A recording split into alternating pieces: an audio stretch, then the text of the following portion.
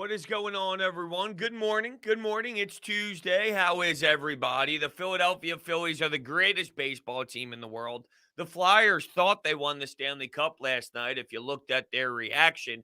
And the 76ers will face the Boston Celtics tonight at 7:30. So we have a lot to discuss. Where do we begin? Well, probably with the Philadelphia Phillies. That eighth inning was insane. I mean, that was just fun as hell. That was the way that I don't know. It was thrilling. It was thrilling. That's what I'm looking for. It was probably one of the most entertaining sporting events in quite some time for me because the Flyers haven't given me a damn thing. The Sixers have been pretty much up and down over the last few games. I needed that, damn it. I needed that energy rush and that screaming on the couch moment. That was a good time last night. It definitely was. Good morning, Brodes. What's up, Evan? What's going on? Phillies are going 162-0. That's where we are at. I'll tell you what we're not going to do today, though. We are not going to have the discussion of, are they going deep into the playoffs? Are they going to win the NL East? Can they win the division? It's 4 baseball games, and I have no idea. Nobody has a damn clue. I don't think anyone in their right mind has a damn clue. So we're not going to do the, are they going to make the playoff? We're 4 baseball games into 162. Just enjoy it. Enjoy the ride. Enjoy the series win. And now you're kind of set up in a good spot with Aaron Nola on the mound to finish off this series to actually win the series. And you just got to take it one at a time. One at a time. Ooh, couldn't scream because of the wisdom teeth. Oof, that's bad. That's bad. Brodes, 3 games today. Flyers, Sixers, Phillies. Yes, you're right. But you know what that means for me? That means it's going to be a long ass night. I mean, I'm up until 2:30 in the morning getting everything done just for a double upload. Now we got the triple upload. So we'll see. Sometimes I'll see how it plays out. I'll keep everybody updated on Twitter. Sometimes if it's a 3-dayer, I'll do 2 that night, and then maybe I'll do like the Flyers in the morning kind of thing. So we'll see how it all plays out. If it is one team that gets pushed to the next morning, it will be the Flyers. Just throwing it out there. But we'll see. We'll see what ends up happening. Look, I'm not against anything. It just depends on the times and whatnot. But yeah, that means it's going to be a late one for the kid here. How do I think Chase Anderson will do? Look, I thought Matt Moore, we talked about this a little bit yesterday with on Coffee with Brodes. If Matt Moore gave us 5, or maybe this was leading off with Brodes, and if you haven't caught leading off with Brodes yet, that is my Phillies pregame show. So 1 hour before the Phillies game starts, we will discuss and preview the Philadelphia Phillies game. And one of the topics that was brought up during the chat was Matt Moore and his stat line. And if he gives you about 5 1/3, allows 2 earned runs, and gives you something along the lines of that, 5 1/3, 2 earned runs, 4 strikeouts, I would be insanely satisfied with it. And he goes out and gives you 3 1/3. I said, too, that out of this Chase Anderson, Matt Moore experience, to think both are flat out going to work and both are going to be flat out studs would be a little bit naive. Like, you're taking flyers on guys. One guy plays in Japan. The other guy is out there for a reason. Like, you're taking flyers on these players. No one was jumping at the bits to grab them. So one of the two will work. Matt Moore didn't work in start 1. Maybe Chase Anderson does. I don't know, but I do know you grooved through with some of your bullpen pieces yesterday, and Kinsler and Coonrod and Brogdon. I think Brogdon threw about 10 to 12 pitches or so. So it's not like he abused his arm too much. He did warm up a little bit with Hector Neris in game 3 of the Atlanta Braves and all, but yeah, I mean, you got to be able to get at least 5 in you because you use your bullpen, you know what I mean? But it's your 5th starter. It's your 5th starter. So to expect that, I think is a little unfair as well. We did get a question about yesterday's March Madness game. And I do want to pop that up on the screen because, here you go. Yeah, last night was a little bit of a downer if you're looking for here's the thing. It wasn't a downer because you watched Gonzaga get dominated so early, and we never seen anybody do that. So from a pure basketball standpoint, you watched Gonzaga come out slow. And did you see the intensity of Baylor's defense and forcing them to turn the ball over?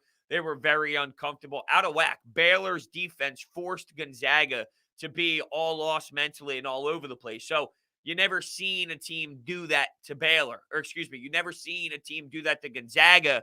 It was actually somewhat entertaining to see it. At the end of the day, though, for a national championship, I would like to see a closer matchup in a game that was a little bit tighter. But yeah, look, everyone was asking, who do you think's going to win? Who do you think's going to win? And I said the same thing. Something tells me Baylor, but I can't go against Gonzaga just because I haven't seen it to that point.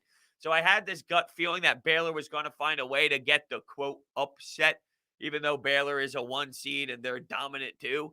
Something told me Baylor was going to be able to do it, but it's one of those teams where you can't bet against Gonzaga. You just can't. They're that type of team. And what do you know? That's how sports betting works. That's how it all goes down, for real. But by the way, we're 6 minutes in and we have yet to take a sip of coffee, and I need it because I got a damn headache. I'm still a little groggy. I'm still trying to process waking up. So I'm in that mode right now. So everyone, cheers to the coffee. Enjoy your coffee. Take a fat sip of your coffee. Hopefully I don't burn my tongue, but I feel there's going to be a fat burning of the tongue occurring in about 3 seconds. Holy shit, that is hot. Holy hell. What game will be on the big TV tonight? Well, it's normally, the Sixers are 7:30, right? Man, I'm such in Phillies mode that something tells me Phillies, but because of the speed of the game, it will probably be Phillies on the top right, which is the second biggest TV. Basketball on the 75. So basketball probably get the big one once it's 7:30. Phillies up at the top, Flyers at the bottom right. But I'm in such Phillies mode. I want the Phillies on the 75, but when it comes to the speed of the game and the pace of the game, it's probably easier to keep my attention with because if basketball is one of those games where it's off to the top right, I can still stay engaged, but the big screen always, naturally catches your attention. I'll probably go basketball, big screen, Phillies on the second, probably. Brodes, do you like oatmeal? Yes, very random of a question. Very random of a question. Yes, I do like oatmeal.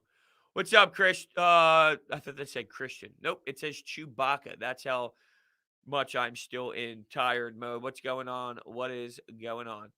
Bro's gonna be fun to watch. Simmons versus Tatum matchup. Is it?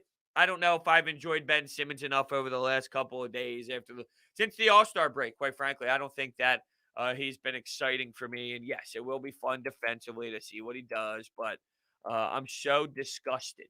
Disgusted is the word in Ben Simmons. So I'm pulling up a tweet that I saw from Rich Hoffman, who covers the 76ers for The Athletic, and he does a phenomenal job. So this is Ben Simmons. Remember we talked about in the beginning of the year, him just being flat out pathetic and him being brutal. The first 13 games, he averaged 12.2 points per game. And then after that, the next 18 games, he gave you about 19 points per game, and he was giving you that aggressiveness, 7 rebounds, 7.3 assists. He was giving you that versatility that you love out of Ben Simmons. Turnover numbers were down, and you were more excited about him keeping the rock in his possession instead of passing it to the other team nonstop and allowing the other squad to pursue in transition because he's making boneheaded passes on the offensive side. Now, the last 11 games, you're back into that territory of where you were the first 13 games. 13 points per game, not aggressive enough. It is terrible. Turnovers, back up into the conversation again. So, of your season, 24 games so far have been a disaster out of Ben, while 18 have been good. Now, you're talking about one of your better players, one of your reliable players that you need to rely on. So we thought, at least. And that's what you're getting out of him. That's what you're getting out of him. Fran says, I'll give Matt more chances before I'm screaming for Vinny B. I agree. It's one start.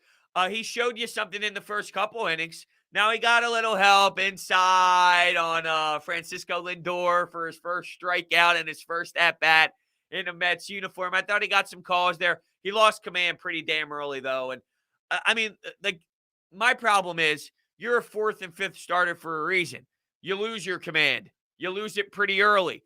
If you're in the MLB, you're going to be able to paint the corners here and there. But after 2 innings to lose it to that level, that's why you're a fourth inning or fourth starter in the rotation. That's why that's where you are. So I'm with you, though. I'm not saying it's time for Vinny V. It is pretty funny you bring that up, though, because I was thinking at the time, not Vinny V. I was thinking Spencer Howard. Would Spencer Howard get an opportunity?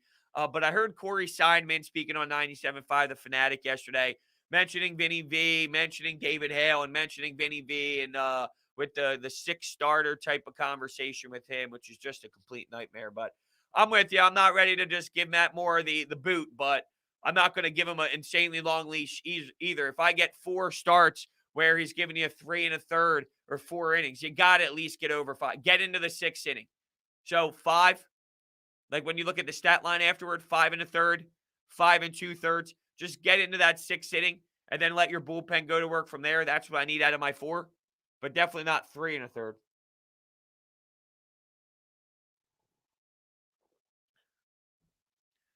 I don't know what the hell Loop was doing. Fran, let me ask you this question as a baseball guy. I know Fran, who's the one who that mentioned this Matt Moore statement, big baseball guy. Rojas makes the decision to go with Aaron Loop, bases loaded, 1 out, 8th inning, 2-0 game, Bryce Harper. Because of the 3-batter rule, you have you have JT Realmuto and Alec Boehm up next. What do you do?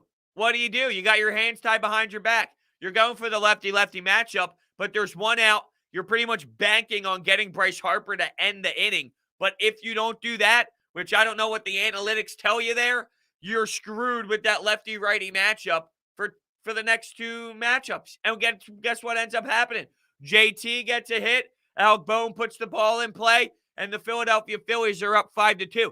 I'm not saying the easy answer is to say, well, you obviously put in a righty there, because then you got righty-lefty with Bryce Harper, which is the biggest at-bat in the world, and that at-bat means more than the next 2, because you got to make sure you get that out. But I don't think Rojas even thought about that. Based off of some of the other decisions that he made in the game throughout that I saw, I don't think that he was even properly engaged to think about the next couple of batters. I think he was so focused on that one where the 3-batter rule didn't come into his mind. So I just wonder what happened there for him. Hitcher says, I heard T-Mac say DeGrom also wanted to pitch Saturday as well. Do you think that's why they let him 70 pitches? Yeah, so DeGrom didn't have an issue. And when I was on the Sports Bash on 97.3 with Mike Gill, we would go back and forth all the time because Gill is anti all the new era of baseball as a baseball guy and whatnot. And I saw him tweeting away. I'm excited to hear his opening of the show because I know he's going to mention this. I saw him kind of preview the tweet, how it's bad for baseball and how it's way worse than it's worse than pulling your pitcher loses you games more than it does save your pitcher. And I mean, that's not necessarily true. You can definitely have different situations play out later on in the year based off of how much you drill your pitcher early into the season. It's not that hard to recognize that, but there's a reason why DeGrom walked out after the 6th inning without a fight, without a problem, without an issue, without any concerns. He just walked out, acknowledged it, put his mask on, had the jacket over his shoulder, and then from there he moved on. There's a reason why that is. It's discussed. It's determined before. It's obvious they were going to do that. Every team does this in the beginning of the season. When your pitcher's at a certain point and say, let's pull him. The problem is they mentioned 100 and then took him out at 77. That's the issue. You made it clear, hey, 100, 77 came around, and that's when they decided to pull him. But they all came together. It was all in an agreement. So clearly they had the discussion, and DeGrom wasn't fighting Rojas and spitting in his face saying, I want to be out there. And they show a clip of them in the bullpen, or not in the bullpen, in the dugout. I'm all over the damn place today.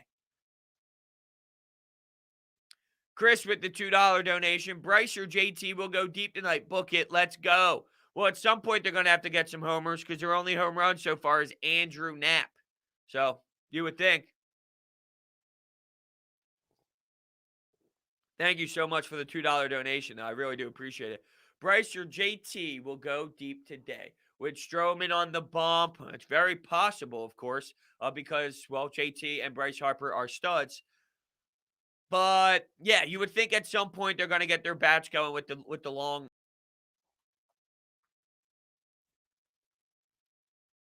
I'm so damn dehydrated. I'm all over the place this morning. I am a little lost this morning. There's no denying. I haven't had an opportunity really to process much. Stroman. Yeah, Stroman is on the mound. Stroman is on the mound.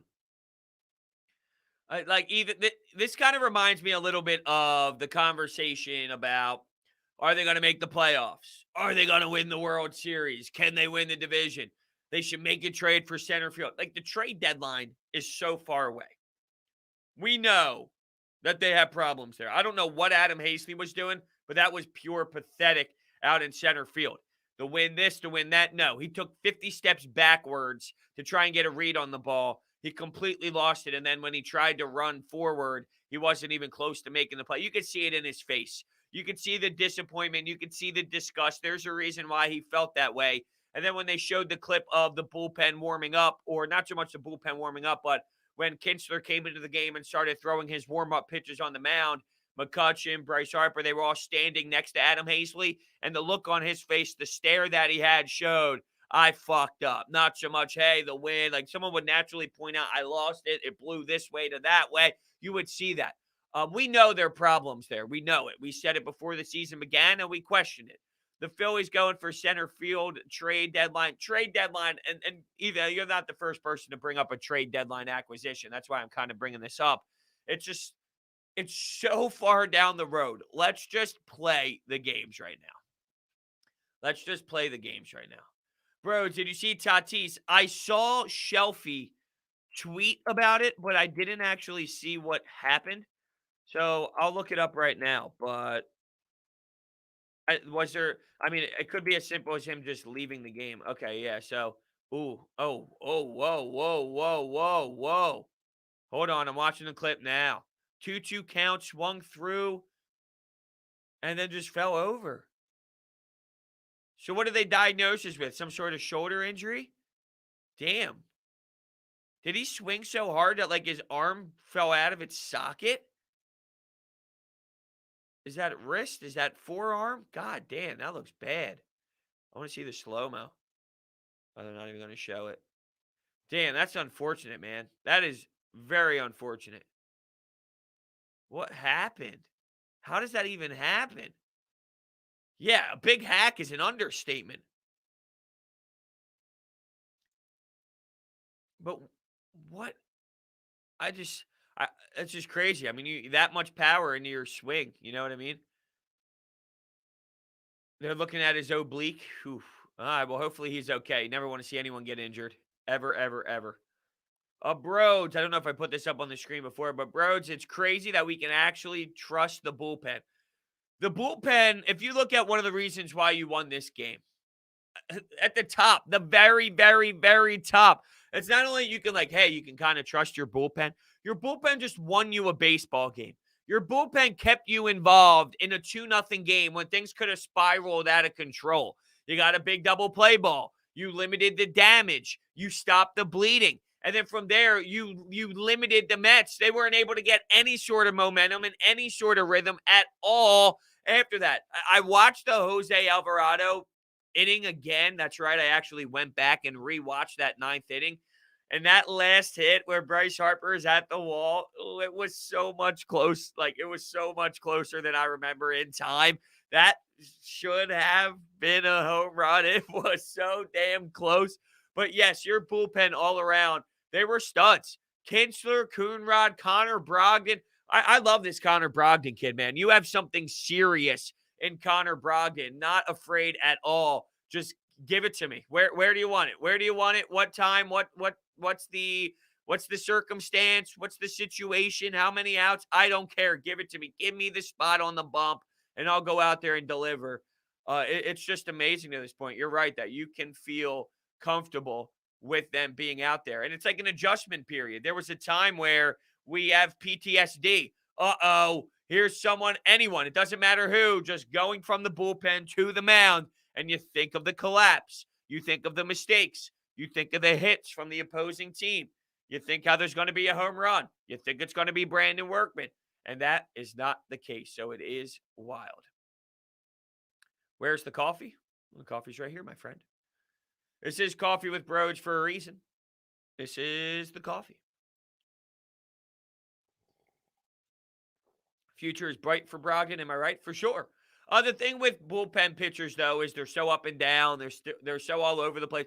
You can have an elite year one year, and then the next year be a below-average pitcher, and then the following year you're an average pitcher. And then, it's Brad Lidge. We literally saw it with Brad Lidge. You could be perfect, and then the next season you're back. And not that you can expect someone to be perfect forever, but it is pretty common knowledge that these relief pitchers can have great games or great seasons, and then have some bad seasons, and then have an average season, and more so than players. Yes, that can happen with players as well, but with bullpen arms, it's more consistent. The inconsistency is more of a consistent theme when you are a guy that comes out of the bullpen, and that's just the nature of the lifestyle. That's why some teams are a little skeptical of giving a lot of money and giving a big ticket to bullpen arms, especially guys that are in their 30s, because what if they break down and then they're not the same version of themselves? And you know how it goes. Alvarado isn't good. Well, that's not true. What makes you say that? What makes you today say Alvarado isn't good? He's got it done every time so far. Every time so far, he's got the job done. So, one inning, he did have a pretty clean game the other night. And then so far, two have been you can't hit that 102, 101, 102, 100. Yeah, there's some problems with some location at times, and that's the concern. But when he's on, how do you hit? You can't hit that. You can't hit that. So I don't know how today you say Alvarado isn't good. He's not perfect. He's got some issue. Every pitcher has issues, though. Hector Neris has issue. You're not going to find Mariano Rivera to step in and be that closer. You're not going to find Brad Lidge of 08 to be that guy that's going to be effective that consistently every night. Closers are going to get an issue. How about Chapman, right? People talk about Chapman as one of the best closers in the game. Well, guess what? Chapman allows big homers. Now, maybe there's banging on the trash cans happening that makes that occur as well, with the cheeky little smile as he's walking off the field. But when you are a normal closer in this league, and when you're not an elite, one of the best Hall of Famers like Mariano Rivera, guess what? Yeah, you're going to have some times where there's players on base, and you load up the bases, and you got to get out of it. It's just about working out of it. There's no way to say Alvarado isn't good. You can say that Alvarado has flaws, and he is a little over the place sometimes, and he's not the most effective command player, but to say he isn't good, that's just not true. He's not perfect. I could agree that he's not perfect. He's not good. That's different. Having the Mets and Phillies fans go back and forth, God, it feels good. It does. It does feel good. And the fact that the Mets, I didn't anticipate seeing it to that level right off the bat. And I don't think that this is who they're going to be forever. I mentioned this in the post-game show, and it is reality. You're not going to see DeGrom get yanked 77 pitches in for the rest of the season. 3 weeks, 4 weeks in, this team, to have that type of collapse, it took yanking your best pitcher who was on a groove. That's not what you're going to get outside of the first 2-3 starts of the season.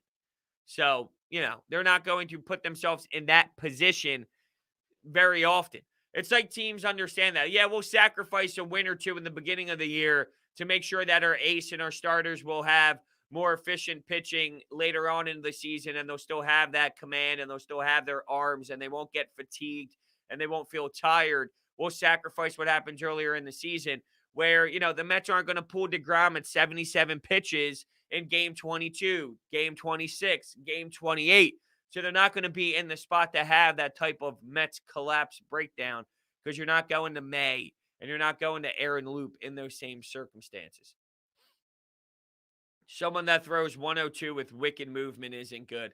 I mean, look, it's not all about just that because there are guys that, quote, have the stuff. We've been through this with Nick Pivetta, and I love this, by the way. I'll find it on Twitter. I think it was it Boston Red Sox's personal Twitter that tweeted about it was 3 innings into the game, literally 3 innings into the game, and they tweeted something about Nick Pivetta having a no-hitter going. Maybe it wasn't the actual Boston Red Sox hitter.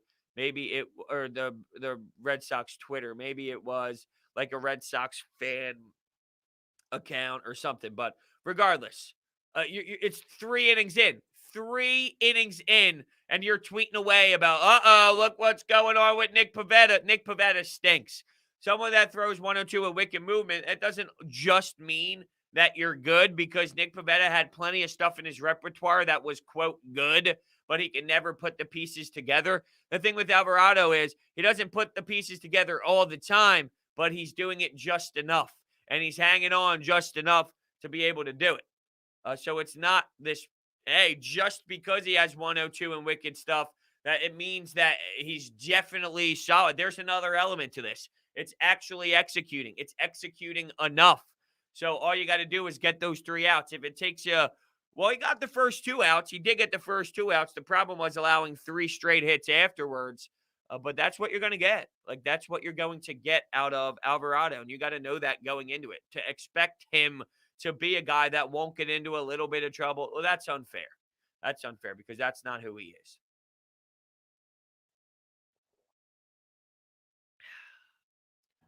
I'll take just enough and 102 over Nick Pivetta. Oh, no doubt about it. The Nick Pivetta experience, just a joke. I'm so sick and tired of thinking of his face. I did that for enough years. I did that for too many years, thinking of his face and what he can be and what he's going to be. He's going to be a stiff. He's going to be a bad baseball player. That's what he's going to be. Brodes, what do you think about the Flyers win last night? I throw a little Fly guys in here. The way that I discuss this is I am not as excited as they were. After that goal, Sanheim scored in overtime. You should see Joel Farabee's face and the reaction of the team jumping on Sanheim and getting excited. And their faces were turning red because they were that happy about it, jumping up into the huddle. You gained 1 point. You gained 1 point. If you won in regulation, it would be different. But what you did was essentially the same thing, losing to the Islanders in overtime. You grabbed 1 point. You can't afford going to regulation with the Bruins. Now, if they beat the Bruins tonight and they take 3 of 4, it has to be in regulation. It has to be in regulation. If they win again in overtime, I'm not going to be jumping up and down and getting all pumped up about it. No, because that means you got one win is what they got. 1 win essentially with 2 points. That's not enough. You put yourself in such a hole. You need way more than that. So if they win in regulation and take 3 of 4, and that's asking for a lot because this Flyers team haven't beaten the Bruins all year, I'm supposed to expect to see them beat them 2 times in a row on a back-to-back. Not impossible, but how am I supposed to expect it after what they have shown you who they are this season? So if they take 3 of 4, we can have a different discussion here. Yeah, I mean, that's the way I look at it, 3 of 4, because you got 1 point. You got 1 point. That's the way I personally look at it. It wouldn't be, well, you got 4. No, because it is taking 3 points. You allowed them to get 1 yesterday. That's the way that I see it. That's the way that my brain analyzes it. So, yeah, it's 1 game. They're going to have to show me way more than just that for me to think anything differently about who they're going to be. It was a nice play by Sanheim. It was a very nice play by Travis Sanheim. But for Patrice Bergeron to fall over that way, you're not going to see that ever. I mean, really, you're not going to see that. He's a 2-way defensive player, and he's just going to hit a spot on the ice. You're just going to lose your edge. Ooh, Hey, Sanheim definitely made the most of the opportunity. The kid in the net, though, for the Bruins, he made some really stellar saves. What was that combination of Giroux and Travis Konechny within 2 seconds of one another? He robbed Sanheim. He robbed Justin Braun on a breakaway coming out of the penalty box. So the kid did have a nice day in between the pipes. Who's the best pitcher in baseball? It's got to be DeGrom. I really don't think it's even close. I really don't even know if it's even a conversation. Jacob DeGrom with that four-seam slider. I mean, dude, what can you possibly do? And I think Crux somewhat said this best during the broadcast. It was the third time around the lineup. Rhys Hoskins was up to bat, and my man was just fooled. Fooled like no other. He had no clue what was coming, and it's the sequence. It's the way that Jacob DeGrom mixes up the sequence. It's the third time to Rhys Hoskins, and you got this guy buckling at the knees. You got him guessing about the secondary pitches, and he hasn't even seen the secondary pitch yet. It's like, what? Now you're going slider on me? I've been anticipating the four-seamer that goes 102, 101, 99.7, all that, and now you're fooling me here. Third time through the lineup. The way that he dials in the sequence and when he's throwing these pitches and how it throws everyone off guard, it's one of the most impressive things I've seen. I mean, I'm one that appreciates pitching more than I do hitting. So when I see that style, it is an enjoyable ride, no doubt. It's the shame the Mets are wasting his career. Yeah, well, that is. It definitely is. Could you imagine him on a team like the Dodgers? Him on a team like the Yankees? But no, he's on the New York Mets, and they can't find themselves at all. But we'll see. I mean, it's their first baseball game of the year. Ben Simmons. We haven't had a Ben Simmons.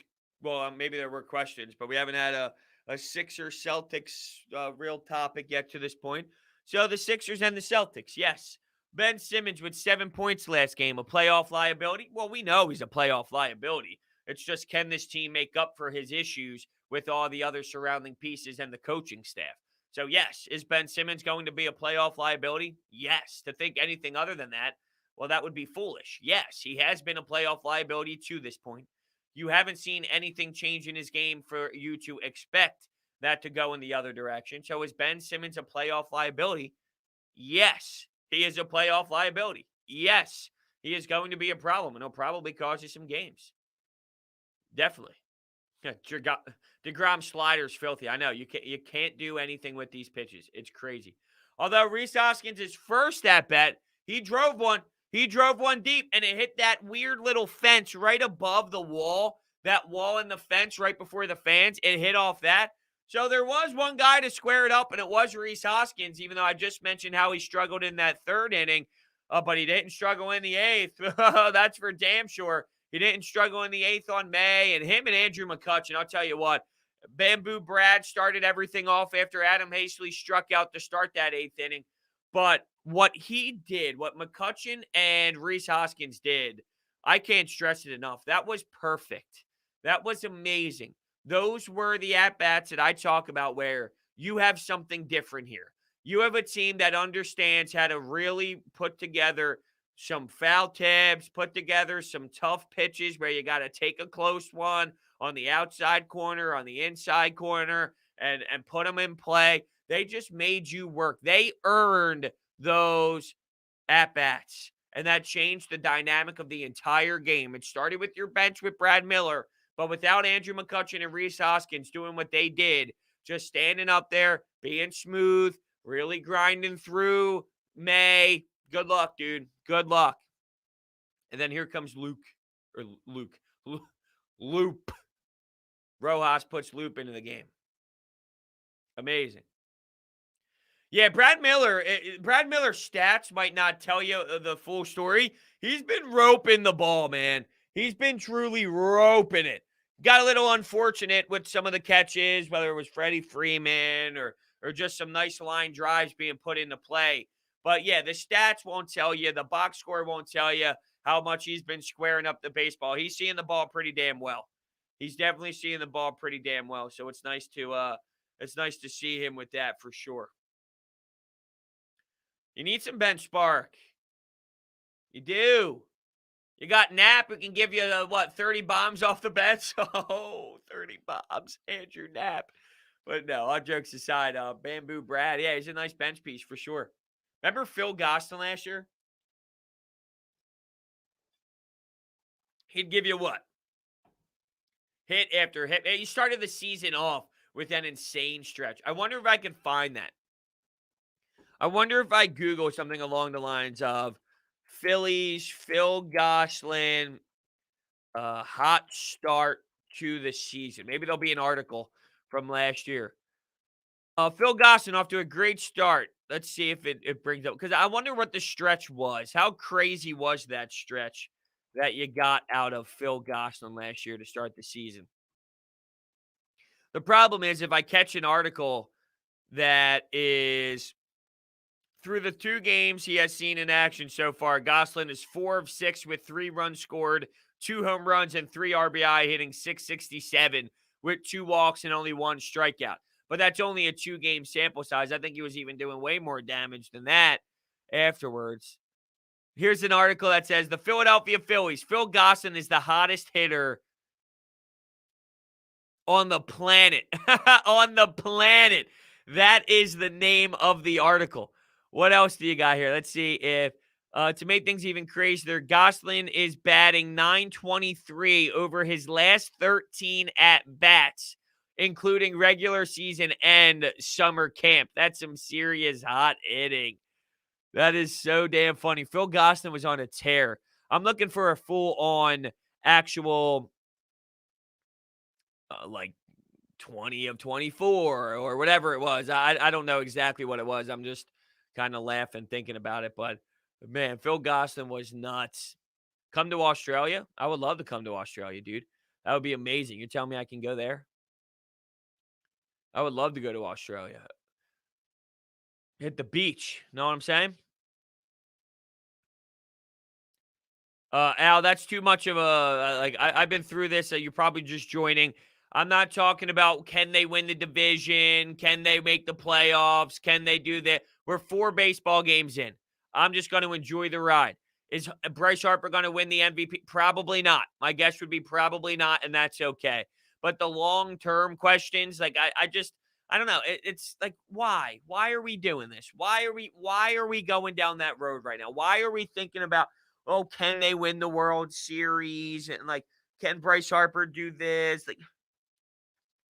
Bryce Harper has a couple walks this year, a couple hits. It's not like if Bryce Harper started off with, if he had 4 homers in 4 games and he was playing red hot to this elite level, it's like, hey, can he win MVP? Well, with that type of start, yeah, right now he's got 5 walks and he's hitting .273 with 0 home runs and 1 RBI. I mean, look, I've loved everything Bryce Harper has done to you to this point. It's Bryce Harper. But if he had 4 home runs to this point at all, and we're talking about a different scenario, well, then, yeah, maybe we can have that. But he's just walking. He's being Bryce Harper right now. He's just being your standard version of Bryce Harper.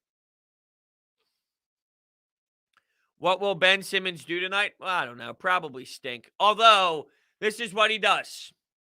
He blows, he blows, he blows, he blows, he blows. Everyone gets on him. There's a lot of noise. And then he'll want to shut everybody up with a 32-point performance, 32, 12, and 8, flexes his muscles, and then all the Ben Simmons lovers will come out and say, see, this is why you got, see, and then I'll do this. This will be my reaction that I'll have when that occurs. Oh, my God, Ben. Why, Ben? Why, Ben? Why, Ben? Do this more, Ben. Why suck for 12 games, Ben? Why does it take you 12 games to do this, Ben? Come on, Ben. Ben! Ben! Fuck! Right? Why? Why? He'll be the death of me. He'll be the death of me. $2 donation coming in from Philly fans in South Dakota. Fans should wear clown masks for Kapler's return. Yeah, well, you got too many series for that, though. for me to start worrying about that. That is after the Cardinal series, if I remember correctly. So thank you so much for the $2 donation. I really do appreciate that.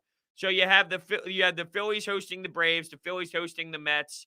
Then you go to the Braves, you go to the Mets, you host the Cardinals, and then the Giants come to town. So you have a little bit of some games to worry about before that. But I could imagine that this fan base is going to be ruthless when it comes to Gabe Kapler.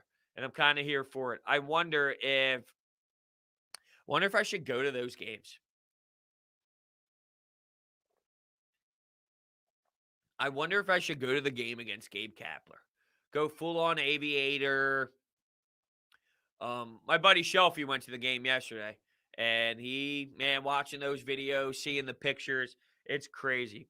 By the way, I do want to toss something out there. Speaking of Shelfie, we are adding something new to Brodes Media, and it's called Shelfie Showdown. Shelfie he's a streamer, and he does MLB The Show videos. He does a phenomenal job, and he's joining the Brodes Media team. So what we are doing is after every Philly series, he's going to break it down, and then he's also going to break it down, and he's also going to do a series preview for the next one. So I'm going to send the link in the chat here in StreamYard, and I want everyone to go check it out. And also follow that Brodes Media account as well. There's the link.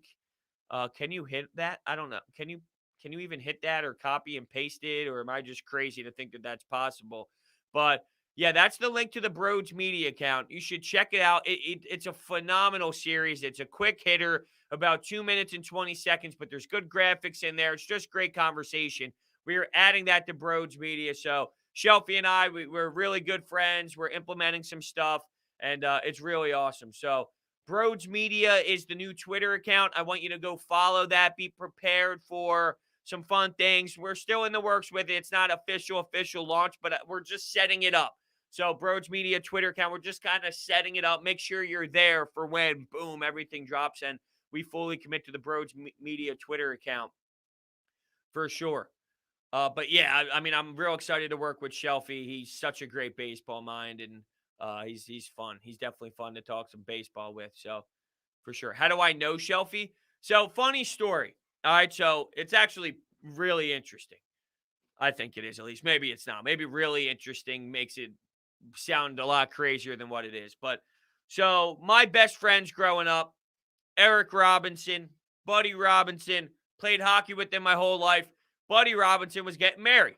So I'm at the wedding, and they're like, dude, you'll love my cousin, sports fan, loves baseball. I'm like, all right, cool. So I was like, so I met the cousin at the wedding. Well, the cousin ends up being Shelfie, Dan Robinson. But I'm telling you, like, Eric Robinson, my best friend, like one of my best friends ever. So we meet, and it's like, wow, Dan and I have so much in common. Now to the point where I'll send pictures of me and Dan at the Phillies game to Eric, and I'm like, oh yeah, best man at my wedding, more like Dan Robinson. It's like it's funny that it's like, oh, I'm going to dance. Well, you're going to dance. Like, it's so funny. Like you're hanging out constantly with this guy, where we met each other at the wedding because of Eric and Buddy. But it's just funny how that all works out. It's like we click like this, friends instantly, and now it's like, oh, Eric, I don't know if I can hang out today, dude. I got plans. And then he sees my Snapchat story, and I'm at the Phillies game with his cousin, and we're going wild. Just funny how it all plays out that way. But yeah, Shelfie's a good dude. Shelfie's a good dude. Will I be doing Coffee with Brodes in the summer? Of course. Coffee with Brodes is a full-on show, man.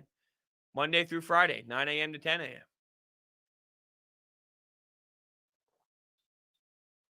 Am I going to any games? I'm going to tonight. Wow, you go to the Phillies game tonight? That's fun. I mean, eventually I'll be going to games. Am I going to games now? No, there's too many games on tonight, man. I don't know how to even.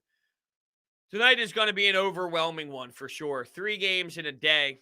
Let's see. And also, don't forget about leading off with Broad, 6 to 7 p.m. tonight, leading you into Phillies baseball. Tomorrow, it's only the Phillies game, and that's at 4:05. On Thursday, it's only the Flyers, so I get a little breathing room there. But the trifecta could get a little overwhelming, but I'm looking forward to it. Looking forward to it. Let's see here.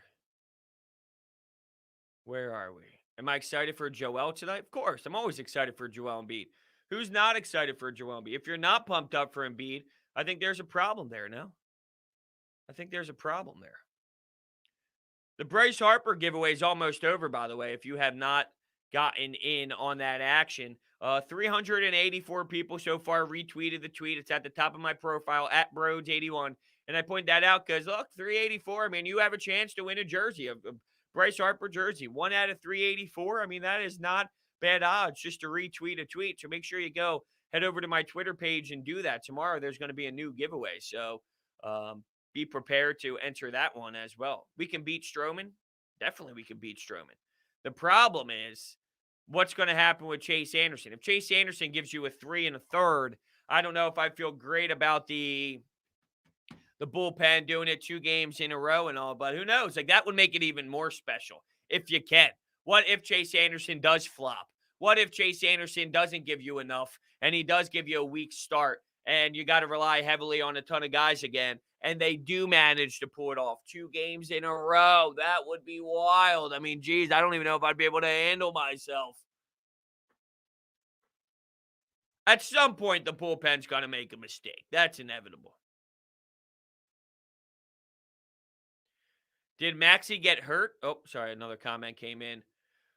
No. He had the COVID protocol list because there was a test that came back that was inconclusive, but a 39 he only played those games because there were so many people through the COVID-19 problem then where he played by default.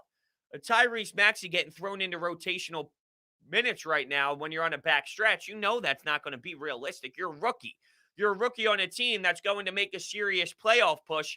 That doesn't make sense. That doesn't correlate. There's reasons why young rookies don't play on these playoff teams. There's nothing wrong with Tyrese Maxey. This is called nature of the beast as a young player in the NBA on a team that isn't the Cleveland Cavaliers. Look, if you're on a team that has no desire to win a title and you can just throw them out there and say, hey, go play, go learn on the job, go compete, go have fun, just be you, learn from this experience, go have at it. Well, then Tyrese Maxey would play on those teams. That's not where the Sixers are. There's nothing wrong with Tyrese Maxey. You're just a young player that's not ready to be on a championship team logging in minutes. You're in a learning role on the bench where you're going to just learn from the sidelines. He's starting to get a little bit more time because Shake Milton isn't going to be a guy that you can rely on with the ball in his hands. That's to get Shake maybe playing off the ball, but that'll change when George Hill is available. Tyrese Maxey won't play when George Hill is there for a reason. That's the right thing. You know, that 39-point bomb. Yeah, it was a game against, the Cavaliers where he took I liked what he did, but he also took a shit ton of shots in that game too, if I remember. It was just a, hey, keep playing kind of thing. Let's look at his box score that night. Let's see. He had 39.7 rebounds, 6 assists, 2 steals. That was one of those games where it's like, dude, just go play. Just go play. Do whatever, right? But I want to see the actual box score. What was the day of this game? January 10th. January 10th, 2021. Sixers, Cavs, box score. But yeah, to expect that you Tyrese Maxey is. Well, what? Was it it was the Nuggets. I'm sorry. It wasn't the Cavs. It was the Nuggets. Because it was that game where you really had nobody there. So when you look at the box score, he took 33 shots. But he did made 18 of them. 18 to 33. That's so many damn shots. Good for him, though. But yeah, I mean, to correlate that with anything now is a little ridiculous. Yeah, it was the Nuggets. Yeah, they only had 7 players. That's right. I do remember all that for sure. So, yeah, that was a nightmare of a game. I think that was like a weird Saturday afternoon game as well, where they just played at a random time, and it was weird at the Wells Fargo Center. And I remember saying, "Damn, it's a shame there's not people in the crowd. There's no fans in the stands to be able to experience the fun player that Tyrese Maxey is." What's up with Mike Scott? I don't know, man. There's just got to be lingering issues. He really hasn't been able to be the same player since there has been a problem with some injuries, and apparently my channel is bad. But I think others would beg to differ. I don't know. Just basing it off of the track record here. Track record guy, you know that by now. But if you want to spam the chat that this channel is bad, well, then, all right. I mean, you're entitled to your own opinion, but maybe only do it once. Just tell me once that it's a bad channel, and then from there we can move on. Yeah, I don't know what's going on with Mike Scott. He has just not been able to be that player that he was in years past, and he is so inconsistent. It's got to be injuries, man. It's got to be something with lingering issues. And can you apply that same logic to Ben Simmons? Maybe. Maybe you can. Maybe you can. Is there something with the lingering issue with the knee? Ben Simmons had that problem with knee soreness. He had out a game a couple games ago, and we thought maybe it was just load management. Is it possible that it's more of a product of the bad knee than it is anything else? I'm not giving him that. That's like giving him the benefit of the doubt, and I'm not, because I've seen Ben Simmons play poorly with and without a knee problem. It's a mentality. It's not a knee problem thing. It's a mentality switch that makes him play so poorly. So that is the frustrating part. So no, I'm not going to tell you that it's a Ben Simmons knee problem. Oh, it can be a part of it. Maybe there is something lingering there, but there's also the issue of just Ben being Ben that I can't just pretend is that's a bigger problem than a knee for sure.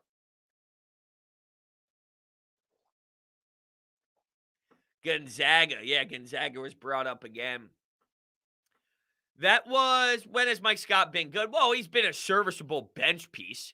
To say he's never been a serviceable bench piece is unfair. Mike Scott has been a better version of this in his career, and he has been someone that you could rely on as a stretch four to give you some production, but he has been flat out just all over the place, and it's been bad. I'm just trying to bring up some of his better seasons. Where is the... Oh, I zoomed in way too far. But there has been a time. Like now he's averaging 4 points per game. His first year here with Philadelphia, he was averaging 8. And he was shooting from three, 41% from three. So his first year here in 27 games when the trade went down and all, 41% from three, 8 points per game, and, grabbing 4 rebounds per game. That's pretty good in about 24 minutes of play. That was a good version of Mike Scott. If you were getting 41% from three, 8 points per game, 8 and 4 with the 4 rebounds, with your backup stretch 4 behind Tobias Harris, that's when Mike Scott was good. Mike Scott was good then. Now you're getting 4. You're getting half of that production. You're getting 33%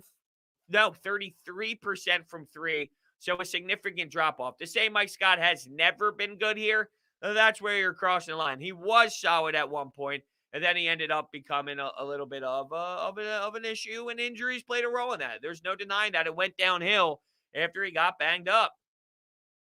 Giraffe neck mark depressed. I didn't get to see his reaction to it, unfortunately, but I'll make sure I check that out.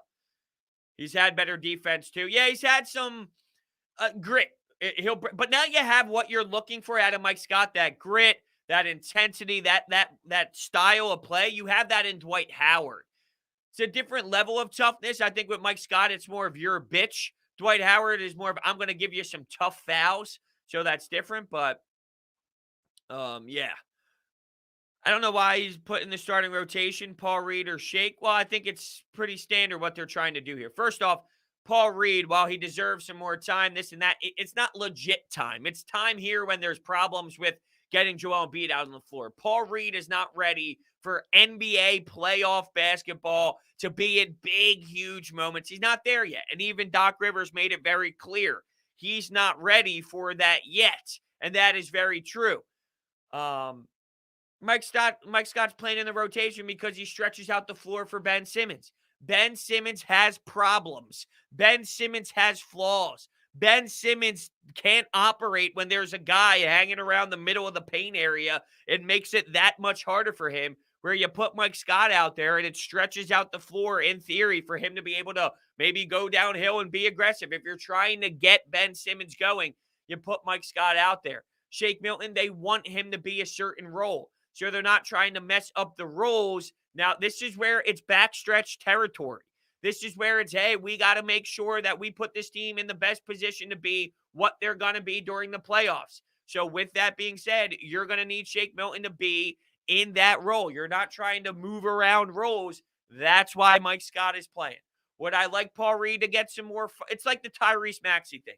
With Tyrese, yes, it's fun to watch him play, but you know he's not going to be a legitimate option for you when it matters most. Yes, it would be fun to watch Paul Reed get more minutes, but Paul Reed's not ready for real action either.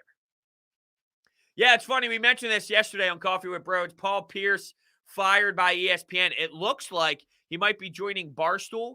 If you saw what Dave Portnoy put out there, which is pretty damn funny, he pretty much did the same laugh and the same video that Paul Pierce did, laughing with the hashtag saying smile.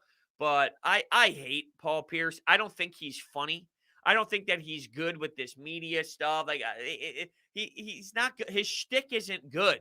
So if he joins Barstool, I don't know. I mean, he's a Boston guy. The fit makes sense from that aspect, but I don't know if that's where it's going to go. It's just a tease. Maybe it's a tease. I just don't think that Paul Pierce is funny. I don't think Paul Pierce is good. But he's not good as an ESPN analyst. Would he be good if he had more freedom to be walking and talking with hookers and whores? If he would be like, hey, if he's going to be Instagram Live and with a bunch of hookers, and that's his shtick on Barstool, he's not doing the same thing on the jump. Like, he's not good on the jump. But maybe if that's not his role anymore, and his role is to just hang out with a bunch of whores and smoke weed and have those type of banged up Instagram posts, maybe he's good at that. I don't know. Maybe that's something that's a little bit more entertaining and a little bit more fun. I don't know. But we are closing in here on the end of Coffee with Brodes as the clock is at 9:59 here, almost at 10 o'clock. Just a few reminders of today. Yes, I did see that catch by Randy Randy Arozarena. I don't know why that was so hard for me to get out. We have a few things today, so I'm just going to lay out the schedule here. 6 o'clock, leading off with Brodes, Phillies pregame show. Be there, right here, same spots, Twitter, Twitch, YouTube. We'll lead you into Phillies baseball, 6 to 7, pregame show, leading off with Brodes. Be there. You got the Flyers and the Bruins. You got the Celtics and the Sixers. You got a lot on the table.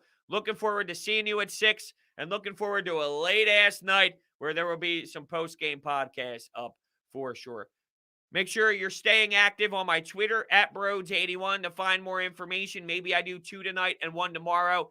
Possible I do Sixers and Phillies tonight, Flyers in the morning. Possible I do all 3 tonight. I don't know yet. I'm only going to play it by ear, but we'll see how it all shapes up.